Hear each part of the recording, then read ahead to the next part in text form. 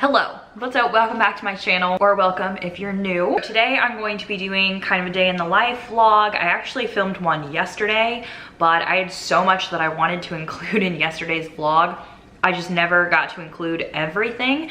So today I am still off. I was gonna film another day in the life, and most of today I wanna focus on starting my vegetable fermentations. So if you don't know much about me, my channel, my family, I am on the journey of trying to get pregnant. It's actually been 7 years, and we are currently starting our IVF cycle actually in like 2 weeks. Our first IVF cycle, super excited about it. But in saying that, I have done a bunch of different diets my whole life, but I am finally getting to a place of like where I feel comfortable, where I feel like I want to feed my family in the future, and that is with traditional cooking. So what that means is just think about how they ate back in like the 1800s, like, you know, very much non-processed foods from local farms, as good quality as you can get. So for instance, I'm not taking out any food groups. I am, you know, staying away from diets that actually do take out food groups.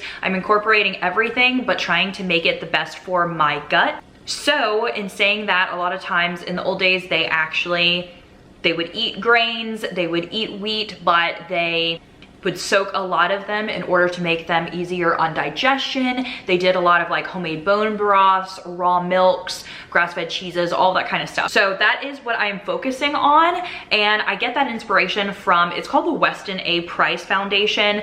Weston A. Price was actually a dentist, and he went and studied a lot of different cultures, how they were eating, how it hasn't changed in the present day, or how it has changed in the present day. For instance, like here in America, we have tons of processed foods, and it really does affect our health. It affects our teeth, it affects everything. There's a book called Nourishing Traditions that a lot of people use as like the foundation of Weston A. Price, and they use that for like a lot of recipes and stuff. I actually really like this book. This is the Nourished Kitchen, but it's farm to table recipes for traditional foods lifestyle, which that is what I'm currently embracing. And I really, really love this book. This is the one that I suggest you getting. I did get Nourishing Traditions from the library. I've read it twice, I think, in my life, and it does have some good information.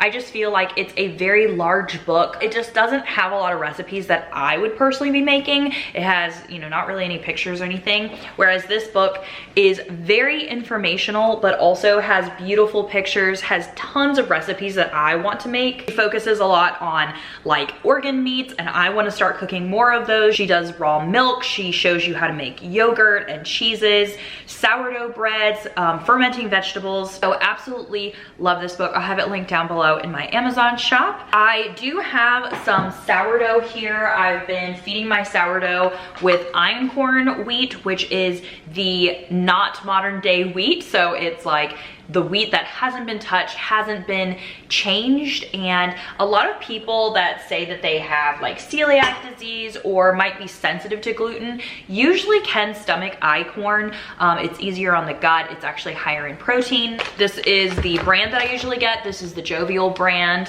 and I get this from Thrive Market, and I actually have a 25% off code, but that's where I've been getting this. And I actually had like the einkorn noodles, which we actually ate last night, which were very good. I also do use some organic flours. I have the King Arthur like organic bread flour and the organic regular flour. I also got some sprouted spelt flour from Thrive Market.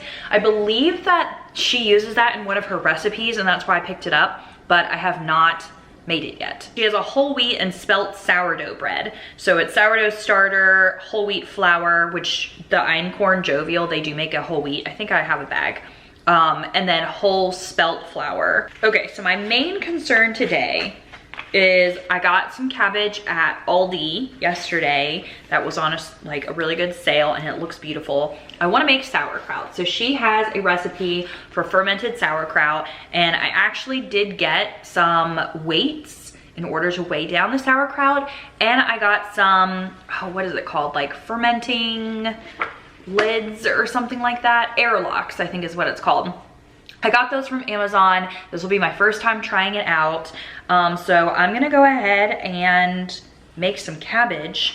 But I think before I make the sauerkraut, I need to get my biscuit dough ready for tonight's dinner. So I wanted to make a chicken pot pie recipe, which is actually from Farmhouse on Boone over on her blog. And I need to roast the chicken ahead of time so that way I can pull off the chicken, use it for the pot pie, and then I'll make broth with the rest of it. She has a sourdough biscuit recipe that is like the topping for this chicken pot pie.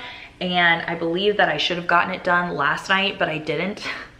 So I'm gonna do it now, and hopefully that gives it enough time to like ferment and rise by dinner time. We'll see. My sourdough starter isn't like super active and bubbly. I think it's because my house is just so cold in the winter time. I definitely think my sourdough starter is better in the summer. So hopefully it's active enough for these recipes. Honestly, it's probably not, but oh well, it's fine. I mean, we eat duds anyway. Okay. Let's get started. For the sourdough biscuit recipe, it looks like we need 1.5 cups of flour. I'm actually gonna do 2 cups because the einkorn doesn't soak up as much liquid. Then we need 1 cup of fed sourdough starter. I need 8 tablespoons of butter. Cut it into tiny pieces.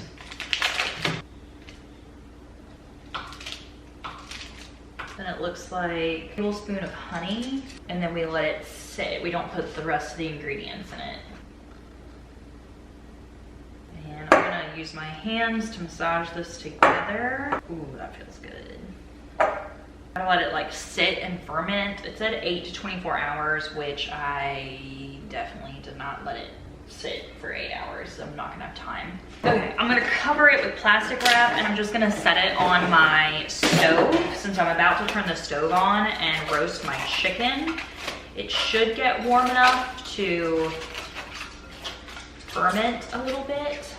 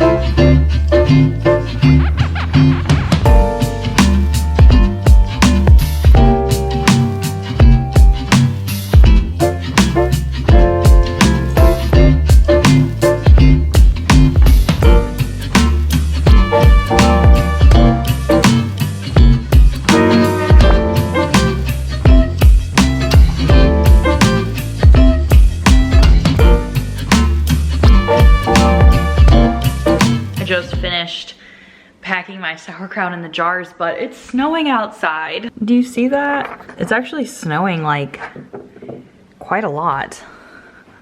I don't know if you can see that on camera or not, but we already had snow on the ground still, but yeah, it's snowing even more now. Okay, so I'm gonna go ahead and put these leaves on the top here to help weigh this down. And I'm gonna put one of my fermentation weights. I'm gonna stick this in here like this maybe, to like help push it down into the brine. And then I'm gonna I have these weights that I got off of Amazon. And I'm gonna push this down like that. I think that's what it's supposed to do. Also, my chicken I pulled out of the oven. That looks nice.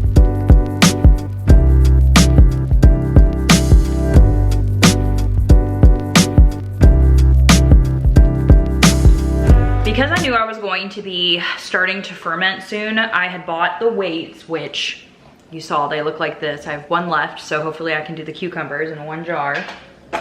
And then I also got this fermentation wide mouth kit.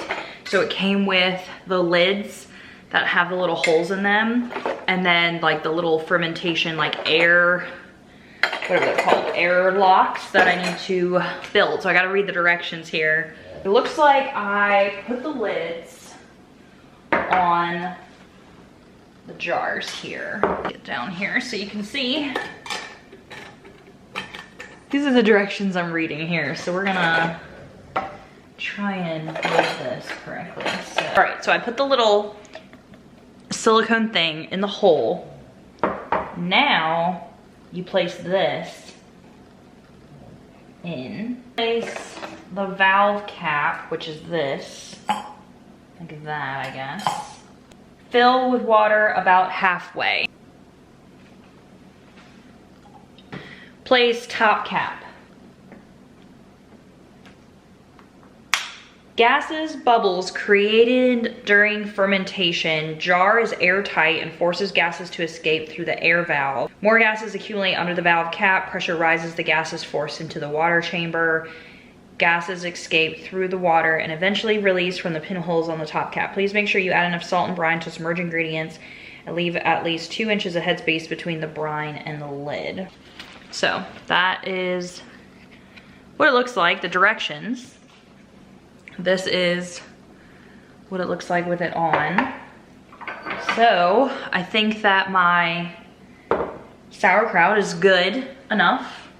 So this has to ferment at room temperature it's kind of like up to your liking. So I've seen a week, I've seen a few months. It gets sour like the more that it goes. So I'm going to obviously probably do a week and like taste it, see what it's like. But it's really cold in my house, so actually I'm probably gonna do a couple weeks. I was getting this spot ready in my pantry, which honestly my pantry is like even colder than my house.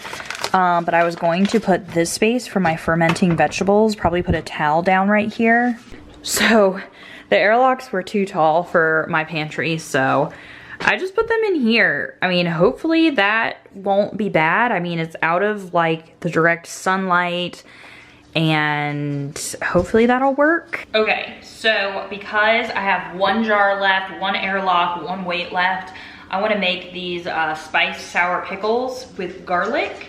This is in the Nourishing Cookbook. And so I'm going to chop up my cucumbers and mix them with some spices, bay leaves, garlic, and then we'll put them in here to ferment.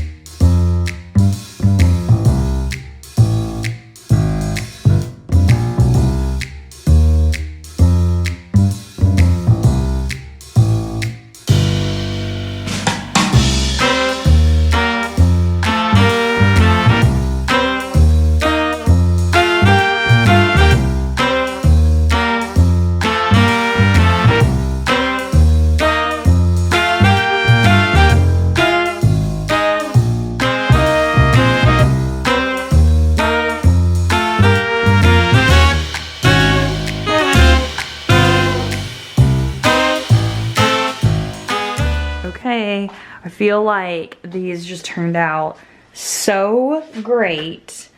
Oh my gosh, they look delicious. I cannot wait to see what these are gonna be like in a few weeks. Chicken is cooling down and I'm gonna just like wait for it to almost completely cool down so that way I don't have like a hard time pulling it apart. It is 3:30. I'm actually going to be working on editing my day in the life vlog from yesterday. So I'm gonna go ahead and do that and rest a little bit. I'm kind of actually tired from yesterday and today, just like doing all of this homemaking stuff. Like I love doing it, but it's hard when like my 2 days off are just constantly busy, like keeping up with the house and getting all the chores done and the errands done and then doing all the homemaking stuff that I love.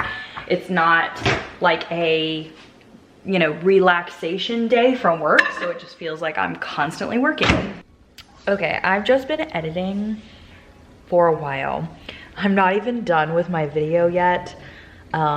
it's a long one, definitely. But I need to start on dinner because it's 6 o'clock and Alvin will probably be home in an hour or so. So I wanna have dinner like out of the oven by the time he comes home, because as soon as he gets home, he's usually really hungry. So I'm gonna get up and start on dinner, even though I'm so cozy and I just wanna keep just relaxing. So I need to close all my blinds. Does anybody else get freaked out when they have their blinds open? It's like, ooh, who's watching me? In the daytime, obviously, I love my blinds open, but at night, it's kind of freaky. Okay, so the recipe I'm using is also from Farmhouse on Boone. I will link it down below. I've just been getting tons of recipes from her like blog and YouTube channel recently. I'm gonna go ahead, start cooking it and getting my biscuits ready. I recently got a new cast iron pan, and look, it's from, I don't know if you can read that, but it says Amazon Basics because it's from Amazon. It's the Amazon brand. It was actually really cheap. So definitely recommend if you're getting cast iron to get one from there.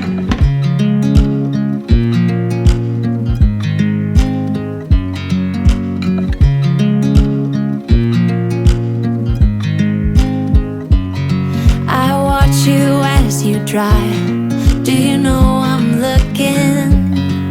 And I can't help but smile. Do you know how much I love you? You put my favorite song on, I put my feet up, and we just sing along. And I can't help but feeling, just loving this moment. Can we stay here forever? I'm loving this moment. Can we stay here together? If I could stop the time, don't you know that I would? 'Cause I'm just loving this moment. Can we stay here forever?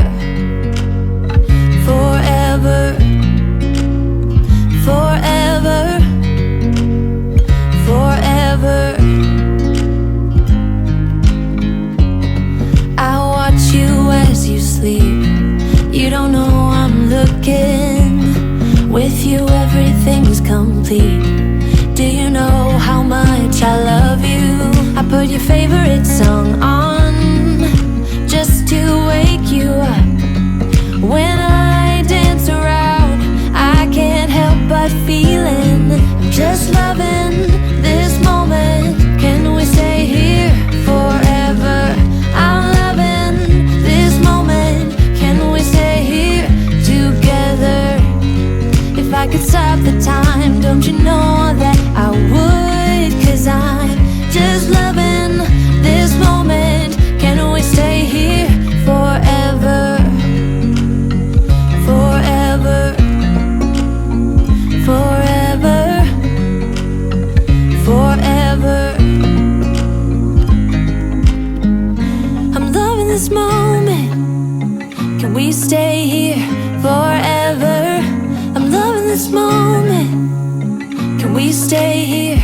Okay, I took Graham outside. I'm actually surprised Alvin isn't home yet. It's 7:20, but the pot pie is almost ready. I actually just melted some butter and poured it on top of the biscuits because I wanted them to get a little like more brown.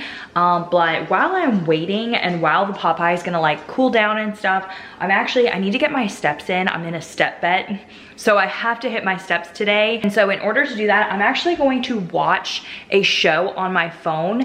And I usually just step like all the way around the island because it's a full circle and it's just easy for me to do. So I'm gonna go ahead and do that while I'm waiting for Alvin to get home and while I'm waiting for the pot pie to finish.